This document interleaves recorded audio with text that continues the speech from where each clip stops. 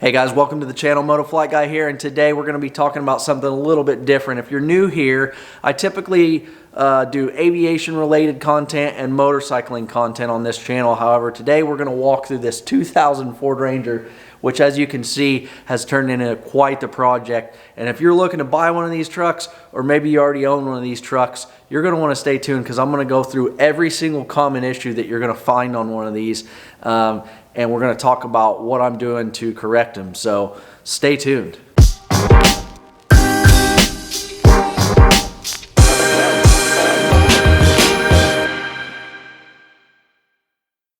So here's the truck right here, and we're just going to start doing a walk around. I don't really have a plan for this, but we'll walk around and I'll start telling you all of the problems that I've had with it and what I'm doing to fix those problems and why the truck is torn apart to the state that you see it in now. So we're going to head over here to the engine and I'll start there. So right here on this stand I have a remanufactured 3-liter V6.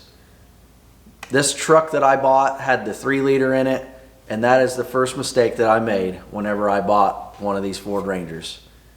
If you don't want to listen to the spiel that I'm getting ready to get into, just know if you're thinking about buying one, stay away from this engine. It's got, by far, has the most problems of the 3 engine options that you get with these trucks. Don't buy one with a 3-liter. You will be doing either an engine swap or at least a head swap if you buy anything 3-liter that has over 100,000 miles on it, we'll say. What was wrong with mine? Well, we'll go over to my old engine and I'll show you what happened to my old engine, and then I'll tell you a couple of the common issues that happen with the 3-liter and why you want to avoid this engine. So here's my old engine, and I've already got it out of the truck, obviously. Right there on cylinder number 4, that is the valve spring.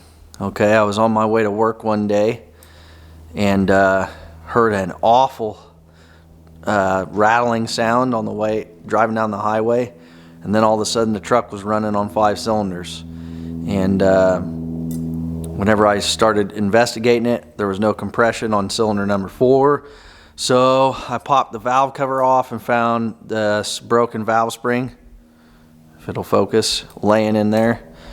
And I pulled this head off. I'm not going to pull it off right now just for the video because I got it bolted back up. I'm going to have to send this engine back for a core.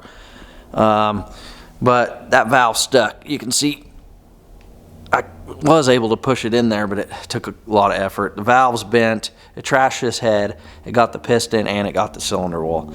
So considering to do a set of heads on this engine, you're looking at about $900.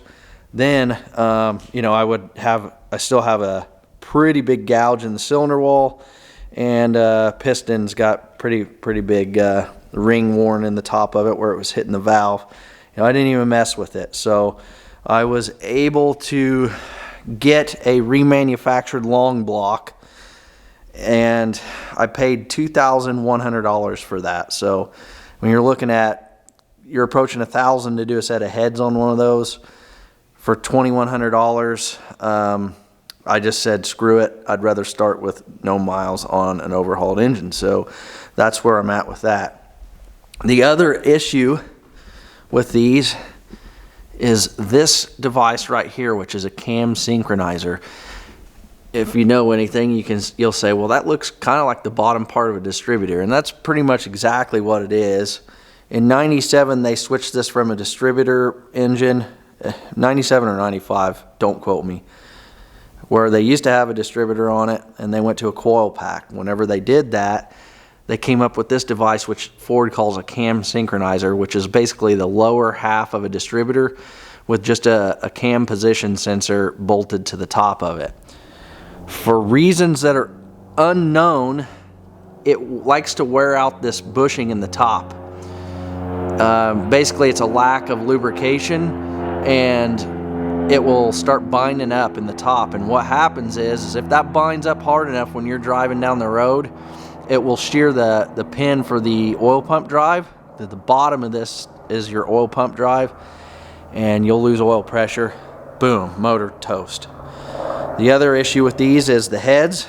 The heads are the old heads, stock heads. I don't know what years. There was a service bulletin from Ford on it though.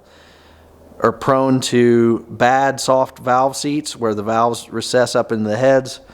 They're also prone to cracking, and apparently, in my case, prone to broken valve springs. So between the cam synchronizer, the heads, all the problems with the heads, I would highly recommend avoiding this motor when you're buying one of these trucks. Okay, coming over here to the truck, and this may be hard to see. You see these splices here, and this is, yeah, you can roast me for this. This is not really the proper way to do this splice, but I can redo that later. If you look down in there and you follow those wires right down there, that is a blower motor resistor, which they all burn out. And what happens is your fan speed will only work on high, basically, you know, because high doesn't use the resistor. It's basically just direct 12 volts to the blower motor, but all these other positions will stop working, and that's because that resistor that's mounted in the ductwork up there under the hood has burned out. You got to get a new one. It's kind of a pain to get down in there and get your hand down in there and replace it, but that's a super common issue on these trucks. If your fan only works on high or low, it's that resistor, and you got to get a new one and wire it in there. And while we're in the cab of the truck, we'll get to some more issues that these things have.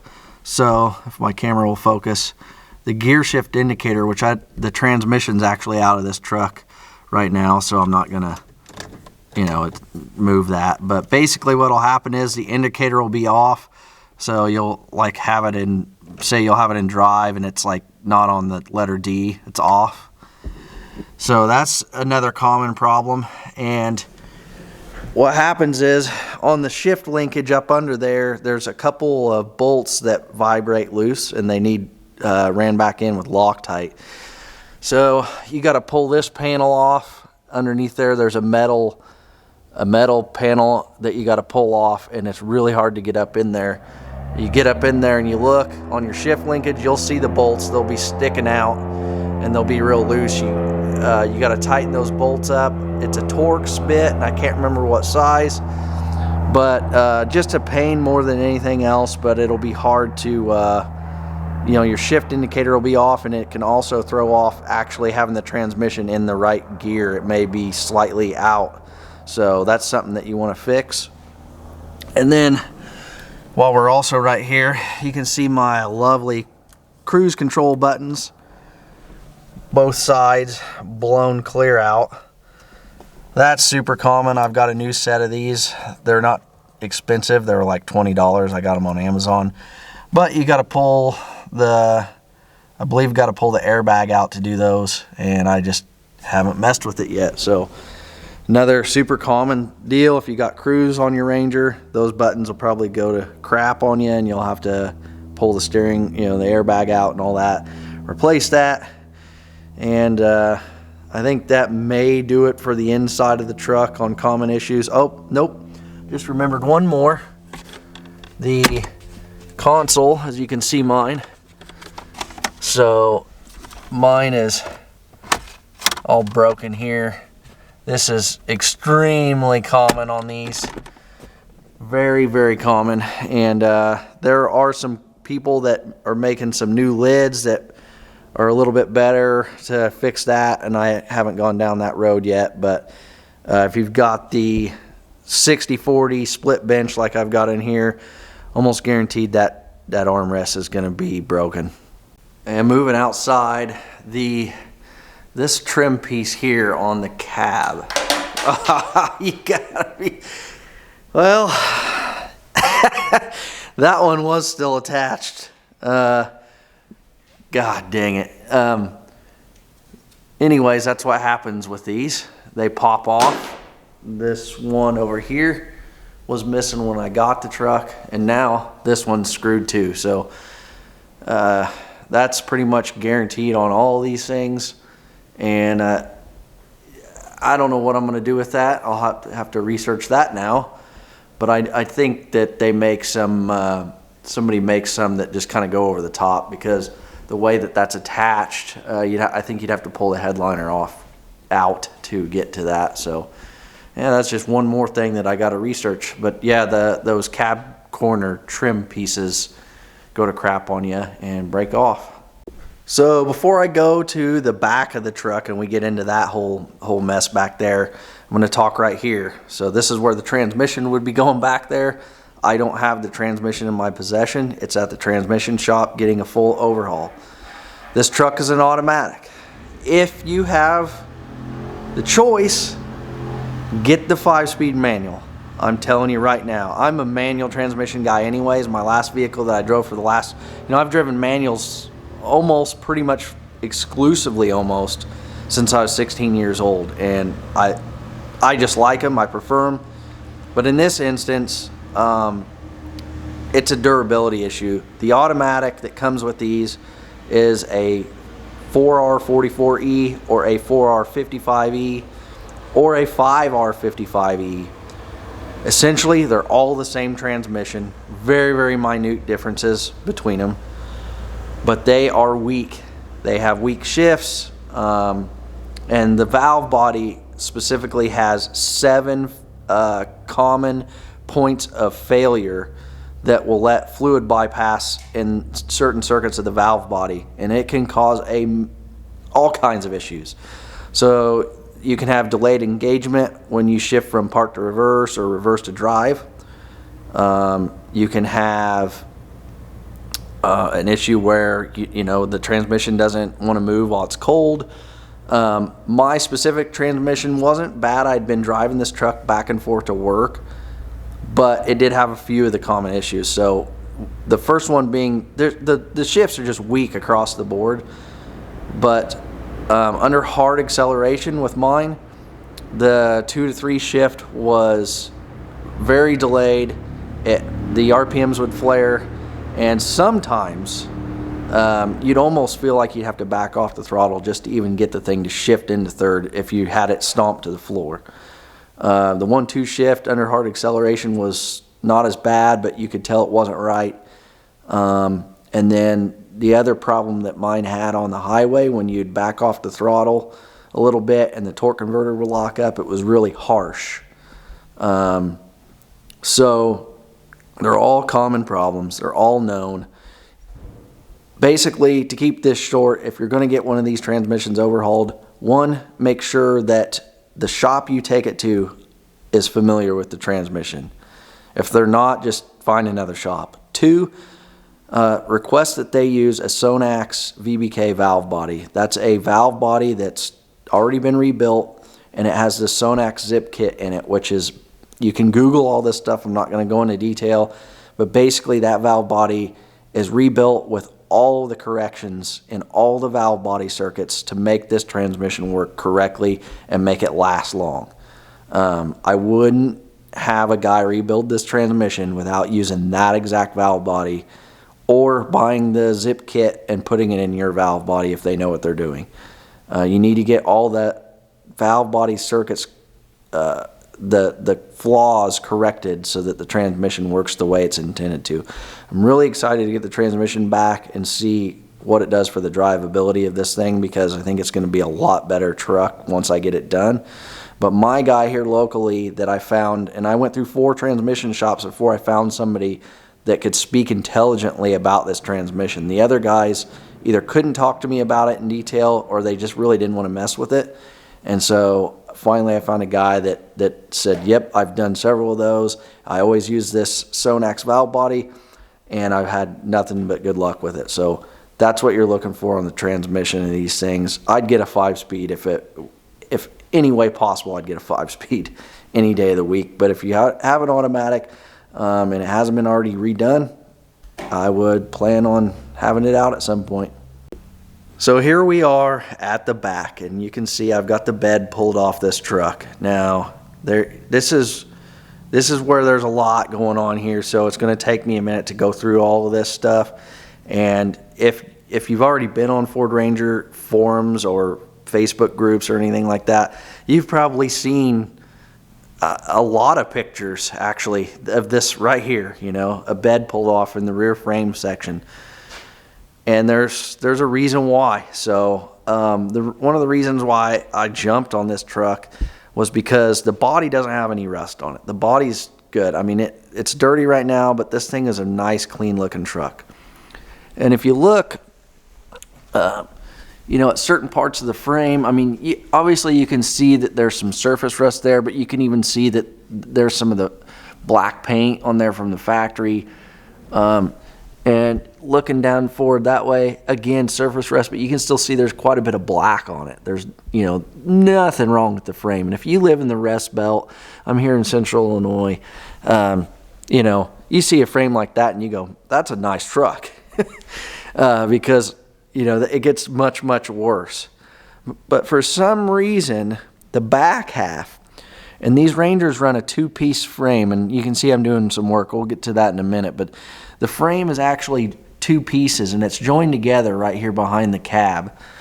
And for some reason, the back halves really rust on these things. And you can see, if I go back here, you can see that the pitting and stuff on this thing, if it'll focus, you know, I've already ran a descaler on this, but you know, you can see the rust. It's a lot different. It's a lot heavier in the back. Now, it's still, you know, there's nothing really wrong with this, but this is why I've got it stripped down right now. Because if I don't do something with this right now, it's going to become a lot worse. But the common problems with these things, and I've seen this in person, I've seen these trucks break in half, and they'll break. The frames will snap in half right there, and you'll see them driving sometimes with, you know, the bed kinked into the cab and stuff, because people will drive them like that. I don't know why they do that, but they do. And this is where they break. This is what happens. So that hole right there, there's a factory hole, but let me see if I can get my camera to show it. You can see how I can see all the way through. You should not be able to see all the way through to the other side. And I'll show you what the other side of the truck looks like. But mine's starting to rot out right there. And you know what happens is you've got two overlapping pieces of metal here, and it's not sealed or anything like that. So water and road salt and everything gets trapped in between them two layers of steel, and it just rots it out right here.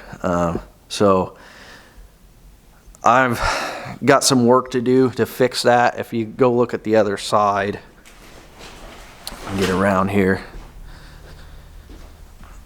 that's what the other side used to look like. You can see that, you can just see the other piece of frame in there, and this is all still has good integrity and everything. I don't know why this side survives so much better than the other side, but if I show you the inner part,